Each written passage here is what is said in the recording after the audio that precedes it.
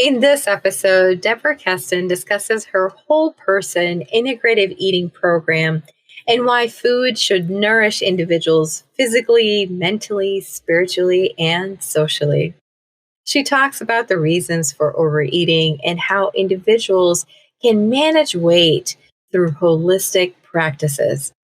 Tune in to learn about diabetes and weight loss through a different approach. Podcasting from Dallas, Texas, I am Shireen, and this is the Yumlish podcast. Yumlish is working to empower you to take charge of your health through diet and exercise and reduce the risk of chronic conditions like type 2 diabetes and heart disease. We hope to share a unique perspective and a culturally relevant approach to managing these chronic conditions with you each week.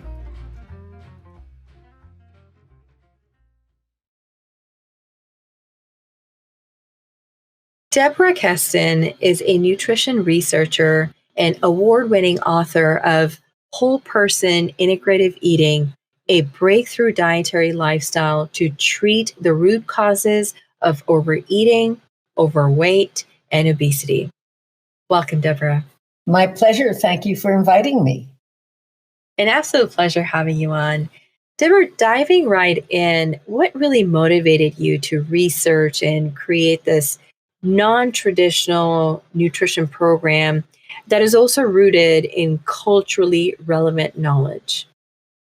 Thank you for that question. I have been watching, as all of us have, for decades, as millions of us struggle with weight and we try different diets and restricting what we're eating and counting calories and carbs and fat grams. And it's not working for most of us, not only in terms of losing weight, but in terms of the quality of our life and our relationship to food, which is such a huge part of our lives. I was invited to speak with a clinical cardiologist in New Delhi, India, probably about 20 plus years ago, because I used to write for magazines, and I was going to do an article on yoga and diet. And I interviewed Dr. K.L. Chopra, who is the father and mentor of thought leader, Dr. Deepak Chopra. And my first question was open-ended. Tell me, please, about yoga and diet. And he quoted the Bhagavad Gita, which is 4,000-year-old Hindu scripture.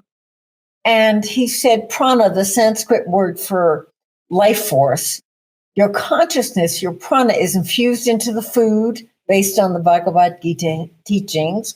And in turn, when you ingest that food, you ingest the consciousness with which it was prepared.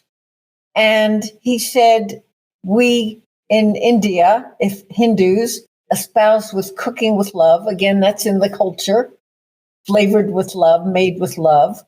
And the thought would not let go. And I figured, here's a clinical cardiologist talking about infusing food with love. And he's talking about a 4,000-year-old religion. And I thought, if Hinduism espouses this, surely other world religions and what I call cultural traditions have figured this out also. Because before nutritional science, which is only about 100 years old, before nutritional science, humankind turned to world religions for guidelines about what and how to eat.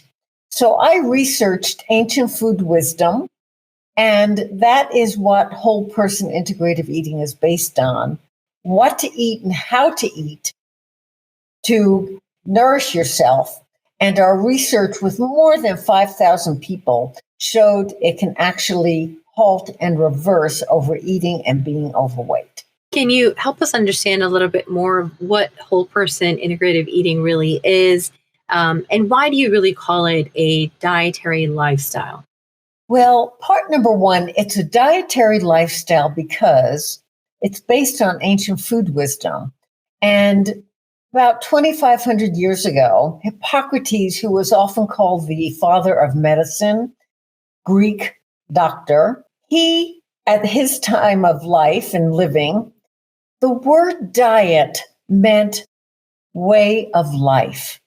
And over the centuries, it traveled into Europe and certainly into the States and North America. And it has come to mean a prescribed, restricted way of eating. Whole person integrative eating is based on ancient food wisdom, a distillation of all this research I did on world religions' dietary guidelines, Eastern healing systems, such as Ayurvedic medicine from India, traditional Chinese medicine, Tibetan medicine, cultural traditions such as yogic nutrition, and the co-author of Whole Person Integrative Eating, behavioral scientist Larry Shurwitz, and I put this all together. And that's what Whole Person Integrative Eating is. It's not so much a new way of eating. It's a dietary lifestyle, a way of life to be practiced throughout your life, not as a rigid, regimented diet to go on and then go off. It's a way of eating, a lifetime practice that lessens overeating and also leads to weight loss. Whole person integrative eating is really based on nourishing all of you each time you eat. What does this mean and why is this so important? And can you help us understand how does food really nourish us physically, emotionally, spiritually, socially? Like how is it all encompassed within the foods that we eat? Well, I will tell you, and I want to highlight that this is not something I'm making up. This is what and how we ate for thousands of years. And I have verified each element I'm going to tell you about with modern nutritional science. We distilled all this ancient food wisdom into 7 perennial principles that have been guidelines about what and how to eat for thousands of years. And when I turned my kaleidoscope, twisted it a little bit more, what I realized is these 7 elements comprise what I call 4 facets of food. That food nourishes us physically, but also emotionally, spiritually, and socially. And this is what I mean. The biological nutrition is facet number 1, which is where most of us live. And that guideline specifically for weight loss and optimal health, mind-body health, is to eat fresh whole food in its natural state as often as possible. The second facet is what I call psychological nutrition. Food has a profound effect on our emotions and well-being. And the guideline for that is to be aware of your thoughts and feelings before, during, and after eating. This is often connected with what we now call emotional eating. Most people eat out of negative emotions such as anxiety and depression, because food, especially high sugar, high carb food, highly processed food, and white flour, actually releases natural hormone, for example, serotonin, which calms and relaxes you. So the psychological nutrition is facet number 2. And along with being aware of feelings and eating with positive feelings, the second element of that is to eat in a positive, pleasant atmosphere, both emotionally, meaning nobody's fighting at the next table, nor are you, no argument. And second element, aesthetically pleasing atmosphere, not at the gas station while you're, pumping some gas and having a muffin at the same time. Number 3 facet is spiritual nutrition. And that means eating mindfully and with gratitude from the heart, blessing food with gratitude from the heart, which we did for thousands of years. It's less and less now in our culture. And the third element of spiritual nutrition is eating with loving regard. This has a huge impact on how food is metabolized and ultimately your health. And I'll be glad to give you examples as we continue our conversation. Scientific research showing this. The fourth facet is what I call social nutrition, sharing, fair, and eating with others in a pleasant atmosphere. That's it. 4 facets of food. And that is why I call it whole person integrative eating, because it is about nourishing yourself physically, but also emotionally, spiritually, and socially. I want to now shift then to what are the root causes of overeating, overweight, obesity? Can you walk us through that? Absolutely. And these, I have cute names for each of the overeating styles, as I call them, but they're all scientifically validated and statistically significant. They're the real thing, and they're strongly associated with overeating and becoming overweight. The first one is, we're all familiar with this. This is in the psychological nutrition element, the overeating style of emotional eating. Eating to assuage, to calm down, to treat, to self-medicate negative feelings. The next overeating style is what we call food fretting, which is dieting, over concern about what you're eating. And all of this is familiar. I call them the new normal overeating styles, not what was normal for thousands of years. Food fretting is dieting. 50% of us, as I'm speaking with you right now, are likely dieting right now in the United States. So it's over concern about what you're eating and eating the best way possible. We often in new science call this orthorexia, eating the best way, the right way, judging yourself, judging others around what you eat. All normal. Fast foodism is about what you eat.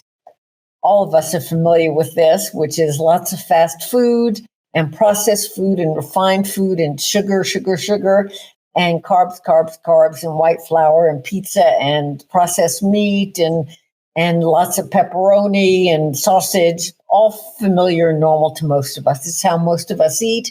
And these are the foods, these processed fast foods are what we turn to when the millions of us who have disordered eating and have binge eating issues and emotional eating issues, these are the foods we turn to. So it's not just, gee, a family is going to McDonald's for lunch and dinner. It's also millions of us who have emotional eating issues. The next, number 4, overeating style, and this surprised us, but again, statistically significant, sensory disregard. Not tasting your food, not savoring the food, not smelling the food, not looking at it. This was normal for thousands of years. It affects the way in which food is metabolized. And although most of you can't see me, nobody can see me right now, this is a podcast. In Italy, for those of us who are a little older, not necessarily, a teenager who are listening, but in Italy, when you have a family sitting around a table, a stereotype gesture is mwah. Someone tastes the food and they put their fingers to their mouth and mwah, and they go, That's mindfulness eating. That's a pause of tasting your food, of savoring the flavors and colors. And it's not in our culture anymore. Most of us are busy doing other things, which leads to the next overeating style, task snacking, doing other things while you're eating, such as working at your computer and driving in your car and talking on the phone and watching TV, all normal. Again, eating with mindfulness, and I can give you examples of research showing how it affects metabolism and blood sugar levels and diabetes, how not eating mindfully affects your health and well-being. And the 7th overeating style is unappetizing atmosphere. Eating in unpleasant emotional surroundings, psychological surroundings, meaning people might be arguing, or I brought up the gas station before, eating in your car in a traffic jam, but also eating in aesthetically unpleasant environment with lots of, fluorescent light and noise and chaos and busyness. So the antidote to these 7 new normal overeating styles are the 7 elements of the Whole Person Integrative Eating program. As we found that when we did an online course over 6 weeks, 18 lessons, 3 a week. More than 5,200 people participated.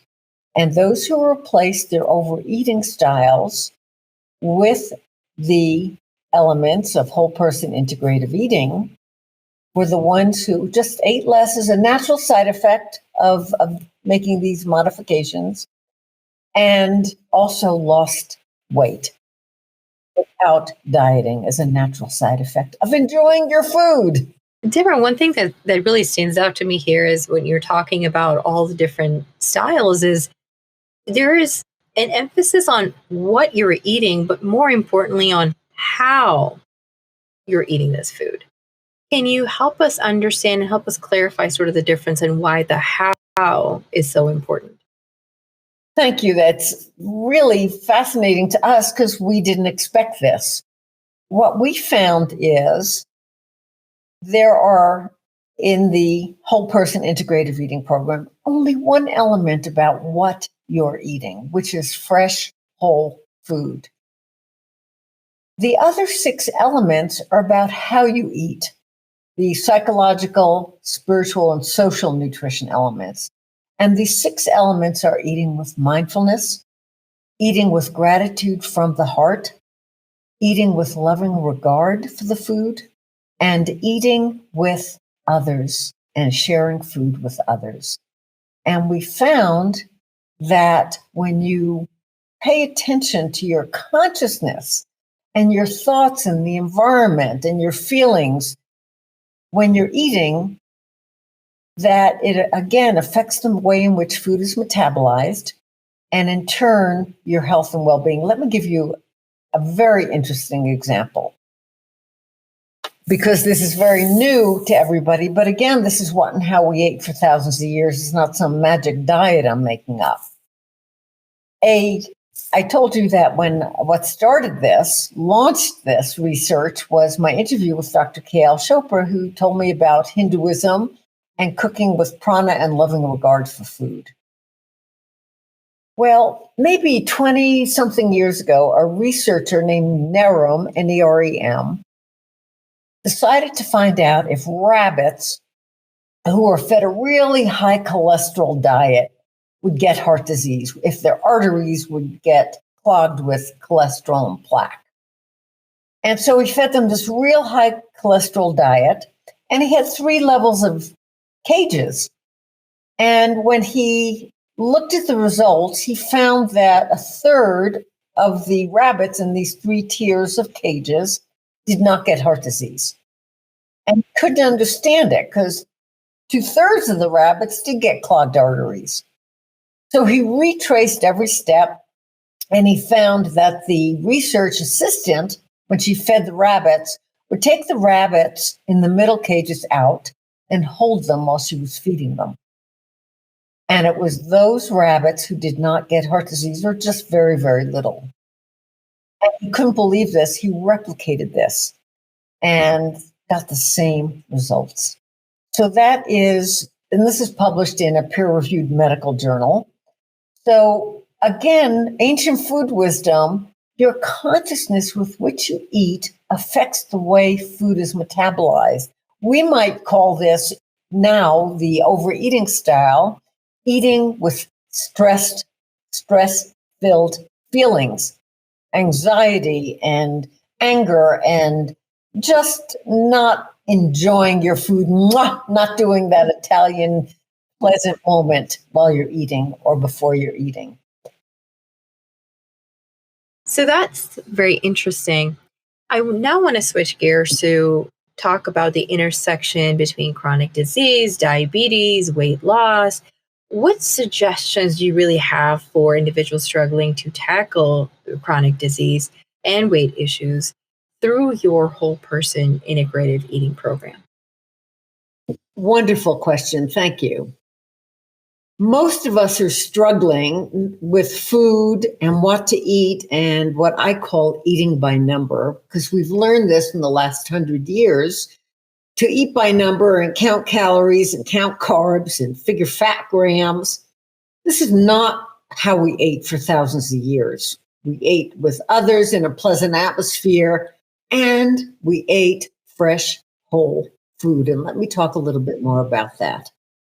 What I mean by fresh whole food is fresh, unprocessed fruits and veggies, whole grains, such as millet and quinoa and brown rice, for example, and legumes, meaning beans and peas and lentils, and nuts and seeds, not roasted and not fried and not sugared up.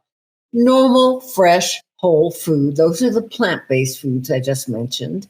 And then there's dairy, fish, meat, and poultry, which are animal foods. When you eat a diet of mostly plant-based foods, fresh, whole plant-based foods, fruits, veggies, whole grains, meaning it has the fiber and the germ in it. Many of us have heard of wheat germ. It's kind of an archetypal health food. Well, the germ is where all the good vitamins and minerals are in the kernel, whether it's, I don't know, whole wheat kernel or brown rice kernel, or it's not white flour. It has the fiber and the germ. And that is what is going to heal you. The vitamins and minerals and phytochemicals and antioxidants and fiber in plant-based foods, fruits, veggies, whole grains, beans, peas, nuts, and seeds. That is what is going to heal you. And what I mean by that is it will balance, has the power to balance your emotions and your physical health and your hormones and all these chemical processes. And as important, to balance your gut and the bacteria and the fungus and all the, I think it's trillions of bacteria in your gut that become imbalanced when you eat lots of processed, refined, fried, typical fast foods throughout America that most of us eat. It feeds, those processed foods feed the bad, I'm putting the quote marks here as I say that word, bad bacteria, and increase the amount of bad bacteria in your gut instead of having a balance of good bacteria and bad bacteria. And this causes what is called inflammation throughout your whole body. And when you eat like this, and you eat with stress, which also causes inflammation throughout your body, it affects all the chemical processes that are normal in your system that we all go through every day, every second, to keep us alive, whatever that means, the mystery of life. And it is fresh, whole foods and the nutrients, including the fiber, that are in fresh, whole plant-based foods that are going to help balance and heal all of this. And it's not how most of us eat. Interesting. Deborah, with that, we're toward the end of the episode, and I feel like this conversation can go on. How can our listeners really connect with you and learn more about your work?